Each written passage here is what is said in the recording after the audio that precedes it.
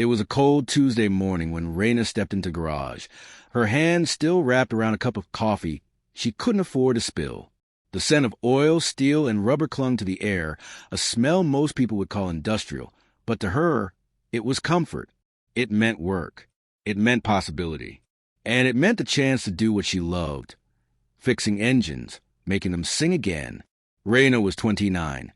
With 10 years of grease under her nails and a head full of knowledge, she had to fight for every inch to get in an industry that rarely made room for women, and even less for a black woman. She had carved out her space with the precision of a torque wrench. No one had given her anything. She'd earned it. The garage was owned by Vic Sanders, a man who thought himself as old school, which, in his mind, meant you didn't ask too many questions, and you sure didn't talk back. Rayna didn't bother with small talk as she clocked in. She moved straight to her workbench, knowing the day ahead would be full. She didn't yet know that by sunset, her life here would be over, and a chain of events would be set in motion that no one in the shop could have predicted. The rumble of an engine outside made everyone's head turn. Not just any engine. This one was deep, throaty, and unapologetically loud, the kind that announces its arrival before it's even in sight. Then it rolled into view, a fully customized Harley Davidson, black paint glistening like obsidian, the chrome polished to a mirror finish. On the gas tank, the unmistakable emblem, the death's head of the Hells Angels. The rider dismounted slowly. He was a tall, broad-shouldered man, his leather jacket heavy with patches, his beard graying at the edges. His presence was not a suggestion. It was a declaration. This was a man who didn't just ride with the angels. He was one of them. The shop went silent, except for the occasional drip from a nearby oil pan. Even Vic straightened up a little. Rayna's eyes met the man's briefly before he looked toward the office, then toward the nearest mechanic. "Got a problem with the carb," the biker said, his voice low but firm. "It's running lean. Thought I'd bring it to someone who knows what they're doing." Vic nodded quickly. "We'll take care of you," he said, gesturing toward Jake, one of the senior mechanics. But Jake was buried under a transmission rebuild and muttered something about being backed up. Vic frowned, glancing around for a solution, and his gaze landed on Rayna. "She'll handle it," Vic said finally. The biker looked her over, top to bottom, from her steel-toed boots to the bandana keeping her hair back. His expression was unreadable, but he gave a short nod. "Fine." Rayna didn't flinch. She approached the Harley with respect, running her eyes over the machine before touching it. "Mind if I take a closer look?" she asked. He stepped aside. "It's your call now." For the next 2 hours, she worked without pause. She stripped down the carburetor, cleaned the jets, checked the float level, and replaced a cracked gasket. Her hands moved with precision, her mind tuned to every click, every shift, every adjustment. When she was done, she fired the bike up, listening to the engine song. This time it was smooth, deep, and balanced, the kind of sound that made bikers nod in satisfaction without saying a word. The man tested it himself, riding it around the block. When he returned, he dismounted and stood in front of her. His lips twitched, not quite a smile, but close. "You got it right," he said simply. Rayna just shrugged. "It's what I do." She thought that was the end of it. But the moment he left, Vic called her into his office. His face was set, but his eyes were colder than usual. "You don't touch their bikes again," he said flatly. She frowned. "Their bikes? You mean the angels?" Vic leaned forward. "I mean anyone like him. You keep your head down.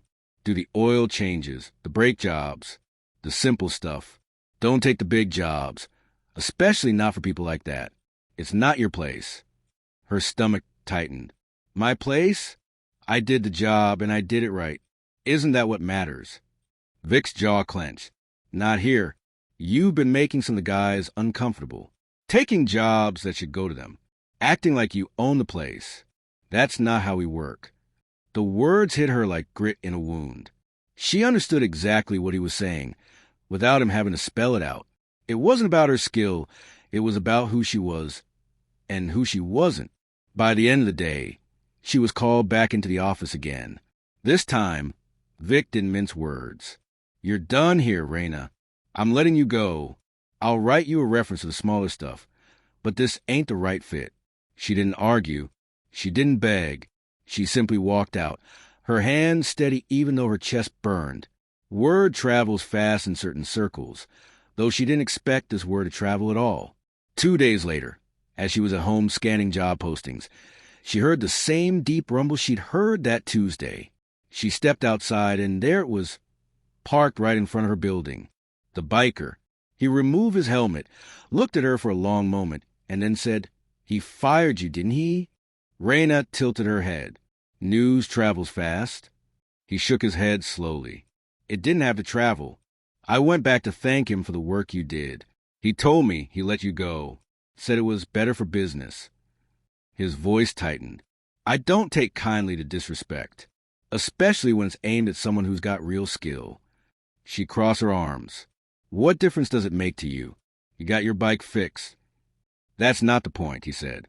His gaze was steady, unwavering. I know what it's like to have people think you don't belong somewhere because of where you're from, what you look like, or who you ride with. You did right by me. I'm not letting this slide. And that was when things began to shift, not just for Rayna, but for everyone who thought they understood how this story would end. Rayna studied the man in front of her. She didn't trust easily, especially when it came to strangers who seemed to show up out of nowhere with big talk. But there was something in his tone, steady, measured, almost restrained, that told her this wasn't just idle chatter. He glanced around, then leaned on his bike. My name's Mason. I've been riding with the Angels longer than most of the guys you see in movies even know how to hold a throttle.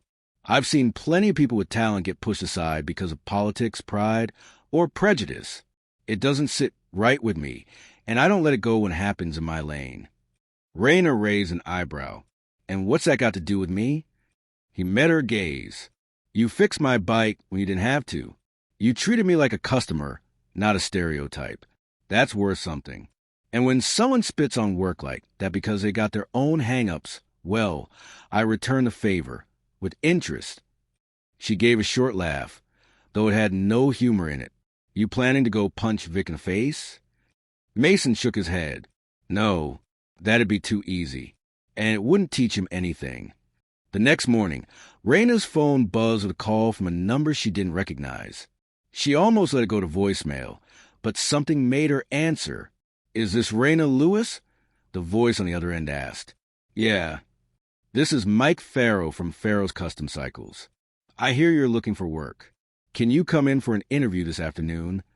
Rayna blinked. How'd you hear that? A pause, then a faint chuckle. Let's just say someone recommended you, strongly. When she arrived at Farrow's, it was nothing like Vic's cramped, grimy shop. The space was bright, organized, the kind of place where high-end bikes were treated like art pieces. Mike was a tall man with kind eyes, but what stood out most was how he spoke to her. Direct, respectful, and without that quiet doubt she felt in so many other places. They walked through the shop as he asked about her experience. She answered plainly, knowing her work would speak louder than her words. At the end of the tour, Mike said, if you want the job, it's yours. Full pay, full benefits, and I'll put you on the custom builds right away. Rayna hesitated. That's fast. You haven't even seen me work. He smiled. Someone I trust told me you're the best they've met in a long time. That's enough for me. She didn't have to guess who that someone was. It would have been enough just to land a better job. But Mason wasn't done. The following weekend, Farrow's was hosting its annual open house. Part bike show, part community gathering. Riders from across the state showed up, engines roaring in a symphony of chrome and horsepower.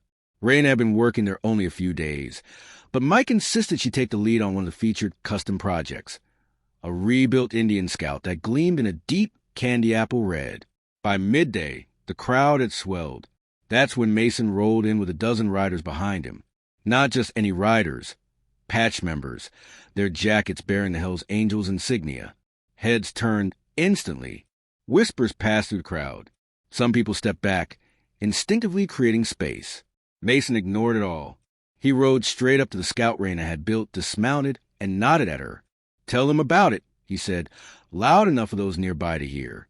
Rayna froze for a moment, but then something in her shifted. She stepped forward, speaking clearly. It's a 2020 Scout with modified 1,133 cubic centimeters engine. We stripped it down, replaced the stock exhaust, rebuilt the suspension, and tuned the fuel injection for better torque. Every piece has been hand-fitted. It's built to ride, not to sit in a showroom. A low murmur moved through the onlookers. Admiration, surprise, maybe even a little disbelief. Mason smiled, then turned to face the crowd. She's the one who fixed my Harley. Best it's ever run. But the shop she worked at? They fired her for it. His voice dropped, and though it was quiet, it carried. Some folks still think skill is a color. I don't ride with those folks. The air changed. People looked at one another, at her, at him. The weight of his words hung there. And then applause. It started with one of Mason's riders, then spread, until the sound filled the air like the roar of an engine. Later that afternoon, Vic showed up. Whether curiosity or pride had brought him there, Rayna didn't care. He stood at the edge of the crowd, his expression tight as he saw her surrounded by customers, riders, and enthusiasts asking about her work. Mason walked over to him, speaking low enough that only a few nearby could hear. You had the best mechanic in this county working for you, and you let her go because you couldn't see past your own small mind. Now the whole town knows it. Vic didn't respond. He turned and left. From that day forward, Rayna's name carried weight in the riding community. Word spread, not just about her skill, but about the way she'd been wronged and the way she'd risen above it. Mason didn't hover over her life, but he made sure the right people knew her worth. And she, in turn, poured herself into her craft, building machines that reflected her own resilience. Strong, precise, and built to last. Months later, when she rolled open the doors to her own garage, Rayna's Custom Works, there was a familiar Harley parked out front. Mason stood beside it, arms crossed, a hint of a smile breaking through his usual sternness. Figured I'd be your first customer, he said. Rayna smirked. Thought you didn't let anyone touch your bike but me. That's the point, he replied. She took the keys from him and wheeled the Harley inside. And for the first time in a long time, the sound of the tools in her hands felt like freedom. It wasn't just about fixing engines anymore. It was about proving, day after day, that no one could decide her place but her. And in the end, that was the part that left everyone speechless.